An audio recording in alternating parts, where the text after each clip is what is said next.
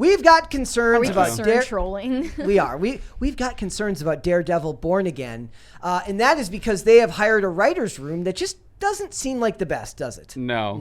Does not look Are they like that ever way. the best? I mean, what are you going to do? Expect a based and red-pilled writer's room anywhere these days? No, I'm expecting them to hire the Netflix adaptation writers. That's what I'm expecting. Yeah. But then the Netflix adaptation would still exist, if that were the case. But no, the Netflix was canceled because of Marvel. Right. And Marvel Studios. Right, but... I mean, put it to rest after that. Yeah, right? this is my problem. But you can still bring the writers back from that. So they've hired Jill Blankenship, who's from Naomi. Do you know anybody that actually watched Naomi? No, I mean, I think Az from Heel vs. Babyface reviewed it with Jane Theory. Okay. And it sucked. Maybe Jay Longbone might have reviewed it or something like that. I'm not sure. So why is that a red flag in and of itself? I haven't seen Naomi. Naomi is full of identity politics, and that's the CW. Yes. Yeah. That's just it. Yeah. You know. So and that's a Brian Michael Bendis story, right? Yeah, he created that. It's like a pretty new story. He created it like 2018, I feel like. Yeah. It's based off his daughter, I think. Thomas Wong, who has, according to like the actual website that keeps track of Hollywood writers, his specialties are race, ethnic stories, sex, gender stories, and legal dramas and courtroom shows. Yeah. So at least the legal courtroom part makes sense. Yeah. So why wasn't he on She-Hulk? Yeah, that's like my where question. Was he? Like why didn't they hire him for That's She-Hulk? exactly what you need. David Feige or Feig, I don't know if it's Feige, has political TDS. He's got very bad Trump derangement syndrome. And then do any of these people not have TDS though? No, probably like that's to be expected. That's all I'm saying. And even the one that you wrote in this article. Also, by the way, guys, I'm going to show this article on screen really quick here. This was written by John F. Trent. Who's that? Who's that? I don't know. We don't know. Ghostwriter. So you listed. How do you pronounce her name? Grain. I think it's Grain Godfrey. So she worked on seasons 1 through 3 of The Flash. Yeah. There's a little bit of hope for optimism there because season 1 and 2 of The Flash are actually really, really good. Yeah. Here's the problem. They're still not in the tone of what we got for Daredevil on Netflix. She described. Yeah, so I don't want to pan that. It's more of the fact that she was able to write like pretty solid stuff with The Flash. There wasn't a lot. I didn't feel like those first 3 seasons had a lot of identity politics or beating you over the head with a message. It was 2013 and 2014. So here's the thing. From the moment that they announced Charlie Cox was coming back, I said they shouldn't. I get a lot of hate for this. I also get a lot of hate for saying that they don't need to be making Logan and Daredevil and Deadpool together. I don't think they need to do that either. Yeah. It was never going to be the same. They're like, oh, it's going to be the same because it's the same actor. I'm like, no, it is not. First of all, it's not. It's a different time. Well, Deadpool 2 had a lot to be desired too. Yeah, but the thing is look, it will never have the brutality that the first season, especially of Daredevil, had. Right, with Kingpin, basically decapitating the guy in the car door. It's the example I always give. Yeah. It's my favorite scene in the whole show. And it just shows how brutal and evil he is. Yeah, and they ruined Kingpin when they brought him back. Star Wars does that when Vader chokes people. Yep. But not obviously not as brutal, but you see him doing these horrible things. But and the funny thing is they found a way, they shot it so artfully that it's brutal and hard to watch but not gory. Because you're watching it from the side of it. It's very dark. You're looking at it from the side of the door. So you don't actually see the head get decapitated until it falls off under the car. It's like in Clone Wars or Attack of the Clones. You see Jango, you clearly know that Mace Windu chopped off Jango's head, but you never actually see the blade contact. You just see the helmet and the head rolling on the ground in the next cut. Which is funny too, because that's my biggest complaint about gunfights. The reason why John Wick works as well as it does because it doesn't cut. It leaves the shot wide and shows you the head wound and shows you not even the head wound, but it shows you the contact where it happened, right? So they're not going to bring that level of brutality and violence to this. And they've already proven that they're willing to compromise his portrayal of the character through what they did with She-Hulk. Though you can make the argument Kingpin and Hawkeye too. Yeah, and that might be worse. Yeah, Kingpin in Hawkeye is worse than Daredevil and She-Hulk. I did watch the last episode where he fights off with Kate Bishop, and I was like, "Wow, this is horrible." It's really bad. Even the suit they give him is comical compared to the way the white suit is tailored to him in Daredevil. Like it looks like a costume. He wears the Hawaiian shirt, I thought. Oh yeah, okay, yes, okay. Yeah, which is from the comics, which I was fine with that. I just didn't like it. Yeah. But it fits the tone for what they're going for. Yeah. It wouldn't have worked in.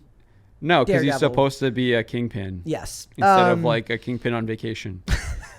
And for me, this is one of those things where I just don't know if people understand that it's not going to matter. It's not going to matter that it's the same actor. It's not going to feel the same. No, I say this all the time. The actors are replaceable. There's a lot of talented people out there that they can get to do these jobs. Whether or not, like, I think a lot of us think that of someone as a good actor is how actually good the writing is and the story is. Yep.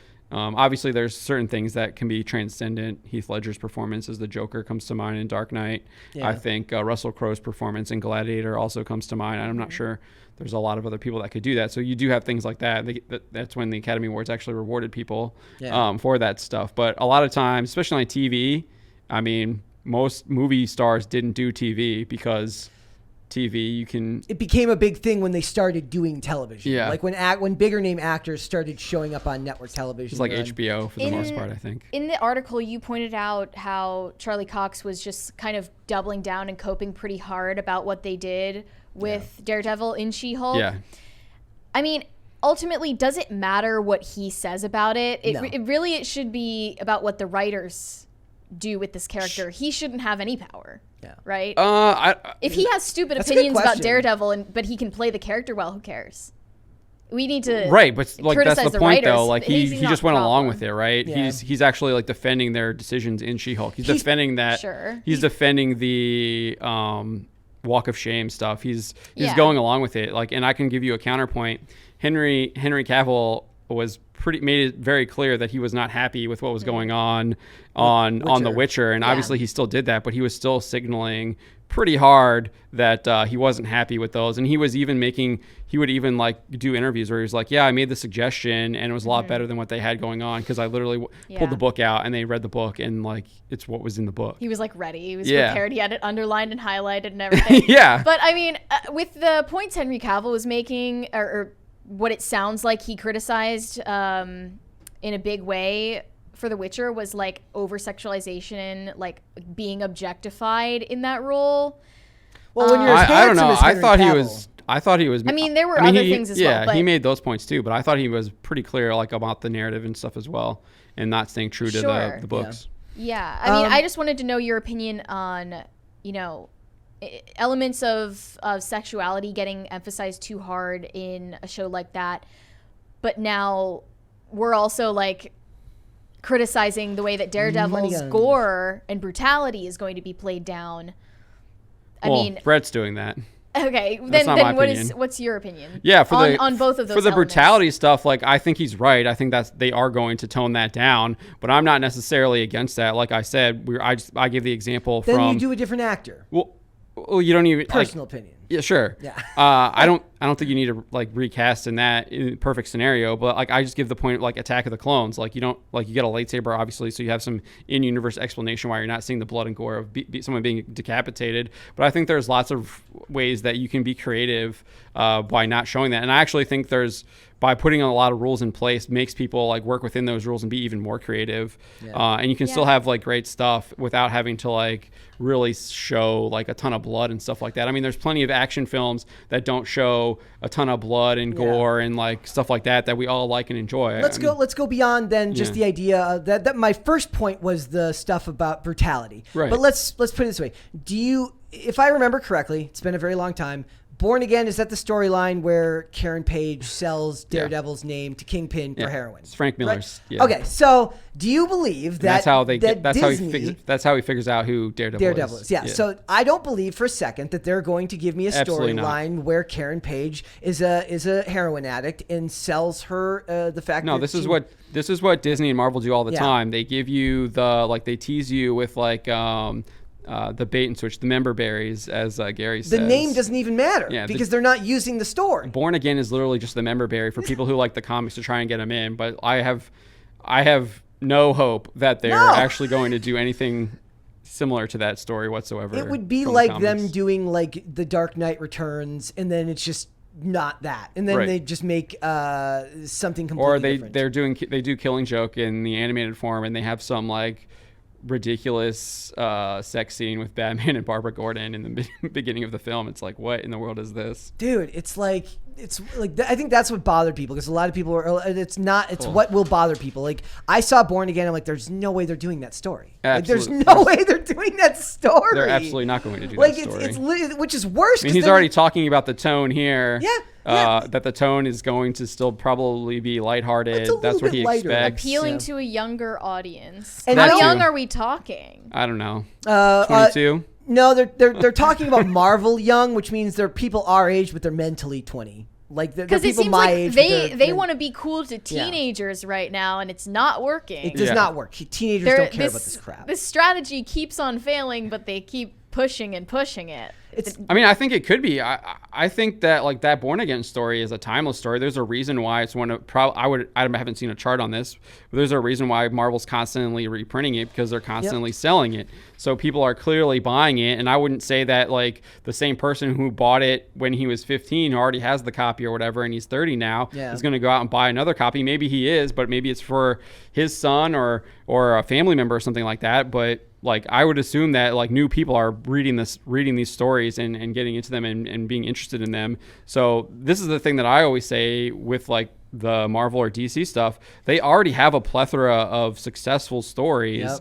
All you have to do is really just go back and adapt them and maybe make some tweaks here and there to maybe you can, like, bring some more interconnectedness, but it's already there. They already have, like, great stuff, which is funny because, like, instead they ignore it and they want to do Miss Marvel. Do you remember when Kathleen Kennedy said, like, we don't have 80 years of stories like Marvel does? That was so insulting, because if you like, you have no idea how insulting that is, because if you actually go back and look at the Star Wars website, she's literally quoted when they're talking about canceling. I always get this wrong. I think it's expanded universe. I always like get the E wrong, how they describe it. The expanded universe. She's actually quoted in there as saying, like, these things are still going to be around. Like, she's in that press release talking about how, like, she knows they have all of this stuff, all of the comics, all of the novels and everything. So then she's coming out and saying this. She's just like, I don't know if she was trying to do it to appease an investor or something like that, but it's not that hard to figure out, like, hey, this is still on StarWars.com. Are you serious? Yeah. And it's just, they have all of this history. They have all these stories, but the writers don't want that. Like we always talk about, Mary. They're too vain, and they think they know better than the people who came before them. The Rings of Power people are the perfect example, because they actually admitted how all of Hollywood writers, for most of Hollywood writers, think. Yeah. They think that they can write the novel better than the person who actually wrote it. Yeah. And that's insulting. Yeah. It's extremely insulting. So, like, look. Which is what I actually like about Zack Snyder, because I actually think he does a really good job of adapting these properties, for the most part, one for one. And I actually think the Watchmen story that he did in the film, with Dr. Manhattan being, like, the main catalyst for everything instead of the squid monster, I actually think that works better. That's interesting. I actually like that I think that theme is more interesting to explore than the squid being kind of like a third party. And I get that why Alan Moore was coming from that. Yeah. But I think I like it. I like Dr. Manhattan being manipulated and being used as that catalyst better. We're also not going to get Deborah Ann Woll as Karen Page, and we won't get Eldon Henson as Foggy. Yeah. Like, they were a very important part, which is sad too. Eldon Henson played Fulton Reed in Mighty Ducks. Yeah, Mighty Ducks, man. As a Minnesotan, that's a big part of my childhood. Yeah, his co-star Sean Weiss, fantastic redemption story, was doing all kinds of hard drugs out in California, was breaking into people's homes and stuff. He got clean, and he's actually going to be in a new movie called Jesus Revolution. Yep. With Jonathan Rumi. Yep. He's got a big story. He's got a crazy story. Like, from his mugshot to everything that changed. He looked so terrible, and now he actually looks healthy, and you can tell he physically changed. Yep. You can see how his mental process has actually changed his physical. I'm in recovery, so his story rings very true to me. Yeah. Like, crazy true to me. So he, man, they could have gotten him on that. But Deborah Ann Woll was great in that show. Yeah, we're definitely not going to get the Punisher, at least not in the same iteration. No, they'll probably do that lame one they're doing now. Yeah, with the hand. That's not the Punisher. No, it doesn't even have the same, like, design. No, they changed the logo, right? They're never going to do. The wrong people had it as a bumper sticker. Yeah, you can't let those alt-right Yahtzees have one thing. They have to take it away. They're never going to do a proper Punisher. I mean, they're trying to cancel Mike Baron because he's trying to do like a like his version of the Punisher. Yeah. Private American? Yeah, Private American. We got in trouble with our chat because Mary and Dane and me. I think I defended it more, but I thought the story felt. We were talking about the way they've been censored and banned from crowdfunding and stuff like that, and then Dane and I got more onto the content itself and what we thought of the pitch for it, and we just thought it was cringe. It was just very heavy-handed political, which. The border. A lot of people complain about entertainment being too political these days, but then eat this kind of thing up when it's like literally talking about the immigration crisis and talking about real world politics in the pitch for the story. I don't know. I'll counter you with Man on Fire. That's literally dealing with Mexican kidnappers and drug dealers. And 2004, that's kind of what different time. And that's what he definitely.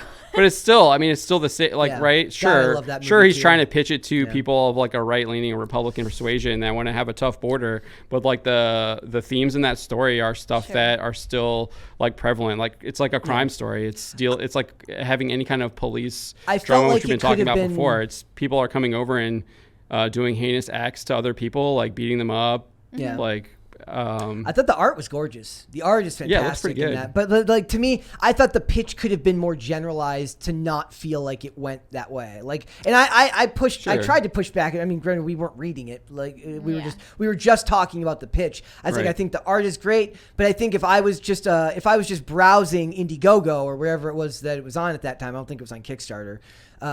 Right? Like it was like I was like if I was browsing there, I wouldn't have been interested unless I was of a certain persuasion. I thought. Did you read The Punisher?